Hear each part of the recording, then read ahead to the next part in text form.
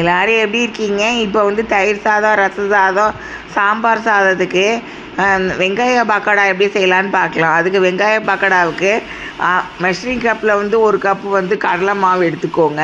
109 gram அது. அப்புறம் அதே கப்பில் 1/2 கப் வந்து பச்சரிசி மாவு எடுத்துக்கோங்க. 68 கிராமு. 3 வெங்காயம் எடுத்துக்கோங்க. அதை சாப்பரில் போட்டு நீட்டமாக சாப் பண்ணி எடுத்துக்கோங்க. அது வந்து 228 கிராம் வந்து வெங்காயம். அதுக்கப்புறம் 1 டீஸ்பூன் 1/2 டீஸ்பூன் அளவுக்கு உப்பு போட்டுக்கோங்க. 1 டேபிள் ஸ்பூன் அளவுக்கு குழம்பு மிளகாத்தூள் போட்டுக்கோங்க.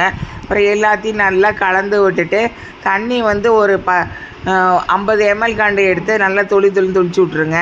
ஒரு சின்ன அளவுக்கு பிஞ்ச அளவுக்கு வந்து சோடா போட்டுட்டு அப்புறம் ஒரே 1 டேபிள் ஸ்பூன் வந்து நெய் எடுத்து போட்டுக்கோங்க. நெய் வந்து உங்களுக்கு எவ்வளோ தேவையோ அவ்வளோ போட்டுக்கோங்க. இதான் வந்து பதம். இந்த பதம் வர அளவுக்கு தண்ணியை வச்சு படைஞ்சி எடுத்துக்கோங்க. அதுக்கப்புறம் கடாயில் வந்து கேஸ் ஃப்ளேம் மீடியத்தில் வச்சு நல்லா கொதி வந்தோடனே அந்த பக்கோடா எல்லாத்தையும் அதில் போடுங்க. இதான் வந்து பதம். இந்த பதம் வர்ற அளவுக்கு நல்லா வேக வச்சுட்டு அதுக்கப்புறம் கரண்டியை வச்சு எடுத்துக்கோங்க. முதல்ல போட்ட உடனே கரண்டியை வச்சு கிண்டாதீங்க. ஒரு 5 நிமிஷம் கழித்து அதை கிண்டுங்க. நன்றி.